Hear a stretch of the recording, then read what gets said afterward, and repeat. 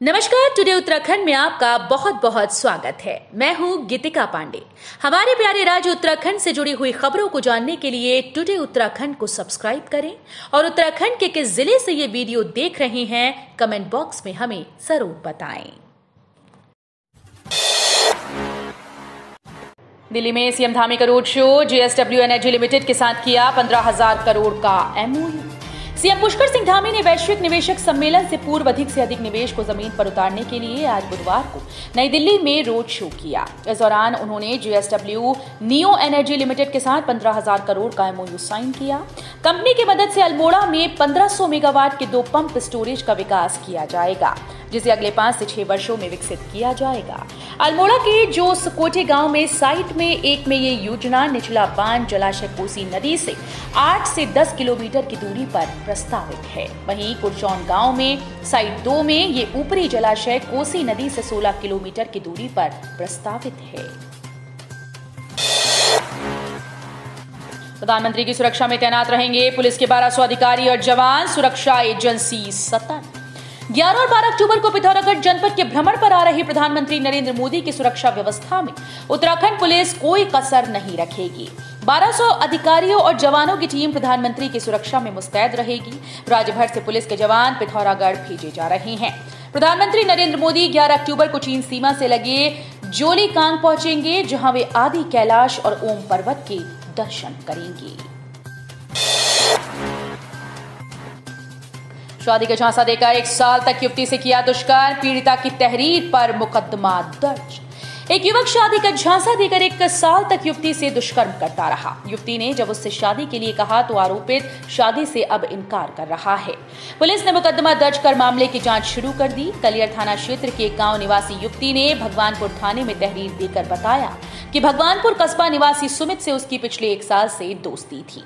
1 साल पहले सुमित ने उससे शादी करने की बात कही। युवती ने बताया कि वो और उसके स्वजन भी शादी के लिए सहमत हो गए। इसी बीच आरोपित ने कई बार उसके साथ शारीरिक संबंध बनाए। धीरे धीरे 1 साल बीत गया। अब जब युवती ने सुमित पर शादी करने के लिए दबाव बनाया तो सुमित बहानेबाजी करता रहा। गौरीकुंड में देर रात होटल में 50 सिलेंडर, आग की चपेट में आई कई दुकानें, मची अफरा तफरी। केदारनाथ यात्रा के मुख्य पड़ाव गौरीकुंज में मंगलवार देर रात हादसा हो गया। यहां एक होटल में सिलेंडर फट गया। इस दौरान कई दुकानें इसकी चपेट में आ गईं। वहीं आग फैलती देख क्षेत्र में अफरा तफरी मच गई। गनीमत रही कि इस दौरान कोई जनहानि नहीं हुई। जानकारी के अनुसार रात करीब 11 बजे सेक्टर अधिकारी गौरीकुंड पंकज राणा एवं सहायक सेक्टर अधिकारी भरत सिंह चौहान ने आपदा कंट्रोल रूम में फोन कर घटना की जानकारी दी। यह राजधानी का हाल। आपदा में टूटे स्कूल की मरम्मत कराना भूले जिम्मेदार, छत पर पड़ रहे होनहार। देहरादून में रायपुर ब्लॉक के सरखेत में आई आपदा में क्षतिग्रस्त हुआ राजकीय प्राथमिक विद्यालय 1 साल से अधिक का समय बीत जाने के बाद भी नहीं बन पाया। ऐसे में इस स्कूल के बच्चे पास के ही उच्च प्राथमिक विद्यालय की छत पर पढ़ाई करने को मजबूर हैं। अब भूकंप रेखा से 30 मीटर तक निर्माण पर रोक, शासन ने प्रस्ताव पर लगाई मुहर। राजधानी देहरादून में भूकंप के बढ़ते खतरों के बीच मसूरी देहरादून विकास प्राधिकरण ने नए डिजिटल मास्टर प्लान में दून से गुजर रही भूकंप रेखा से 50 मीटर तक भवनों के निर्माण पर पाबंदी लगा दी है। ये पहला अवसर है जब दून के मास्टर प्लान में फ्रंट लाइन एरिया को चिन्हित कर निर्माण को रोकने की पैरोकारी की गई। 4 दिन पहले जेल से छूटा और फिर कर दी महिला के घर में लाखों की लूट, पुलिस ने किया गिरफ्तार। देहरादून के मोहित नगर में महिला से चाकू के बल पर लूट करने वाले बदमाश को पुलिस ने पकड़ लिया। आरोपी 4 दिन पहले जेल से छूटकर आया था। एसएसपी अजय सिंह ने बताया कि आरोपी अंकित ठाकुर उर्फ गटर शास्त्री नगर खाला इंदिरा नगर का रहने वाला है। उस पर गैंगस्टर और कई अपराध के मुकदमे दर्ज है। वो 5 बार जेल जा चुका है।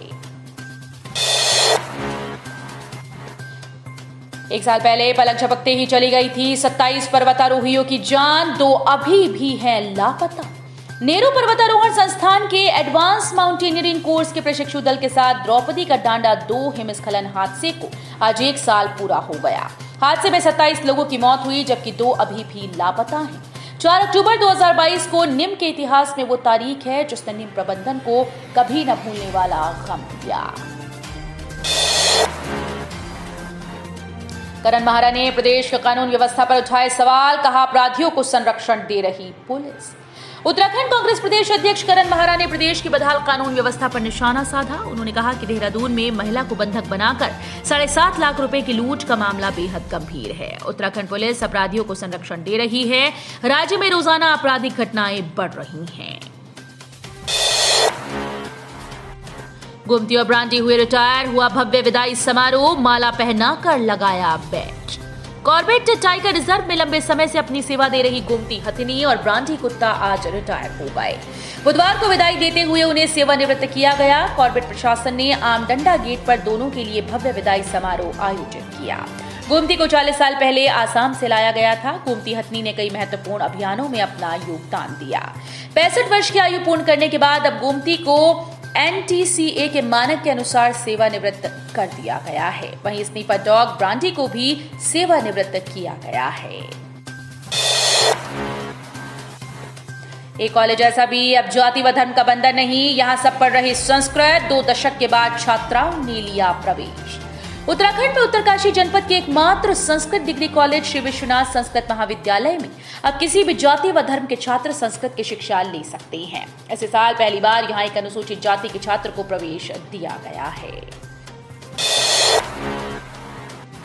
मसूरी में भूकंप से दीवार पर दरार, 69 गिरासू भवनों को मरम्मत की दरकार। पहाड़ों की रानी में अंग्रेजों के जमाने में बने कई भवन बेहद जर्जर स्थिति में पहुंच गए। 69 गिरासू भवनों को खाली करने का नोटिस दिया गया, लेकिन इनमें अभी भी लोग रह रहे हैं। प्रदेश के 49 वाइब्रेंट विलेज में बनेंगे हाट बाजार, युवाओं के लिए खुलेगी रोजगार की राह। उत्तराखंड के 49 वाइब्रेंट विलेज में हाट बाजार बनेंगे, युवाओं के लिए रोजगार की राह खुलेगी। पलायन रोकने के लिए विकास किया जाएगा। इन गांवों में 18 विभागों ने 758 करोड़ की 510 योजनाएं बनाई, जिन पर मुख्य सचिव की अध्यक्षता में हुई बैठक में मुहर लगी है। अब केंद्र को इनके प्रस्ताव भेजे जाएंगे। डेंगू पीड़ित युवती की मौत पर हंगामा, परिजनों ने लगाया गलत इंजेक्शन देकर मारने का आरोप। दून मेडिकल कॉलेज अस्पताल में बुधवार को एक युवती की मौत के बाद हंगामा हो गया। वहीं परिजनों ने अस्पताल प्रशासन पर गलत इंजेक्शन देकर युवती को मारने का आरोप लगाया है। वहीं शव गायब करने का भी आरोप लगाया। अटल आयुष्मान योजना को उपलब्धि के तौर पर प्रस्तुत करेगा उत्तराखंड। 52 लाख से अधिक बने कार्ड। उत्तराखंड में चल रही अटल आयुष्मान योजना अब दूसरे प्रदेशों के लिए भी नजीर बनेगी। राज्य में 7 अक्टूबर को होने वाली मध्य क्षेत्रीय परिषद की बैठक में उत्तराखंड इसे अपनी उपलब्धि के तौर पर पेश करेगा। इस बैठक में आयुष्मान भारत और अटल आयुष्मान योजना पर विस्तार से चर्चा की जाएगी। उत्तराखंड इस वर्ष मध्य क्षेत्रीय परिषद की बैठक की अध्यक्षता कर रहा है। 7 अक्टूबर को नरेंद्रनगर में होने वाली इस बैठक की अध्यक्षता गृह मंत्री अमित शाह करेंगी। तो ये थी हमारे प्यारे राज्य उत्तराखंड से जुड़ी हुई कुछ खास और अहम खबरें। इसी तरह की लेटेस्ट अपडेट पाने के लिए अभी सब्सक्राइब करें टुडे उत्तराखंड चैनल को। धन्यवाद।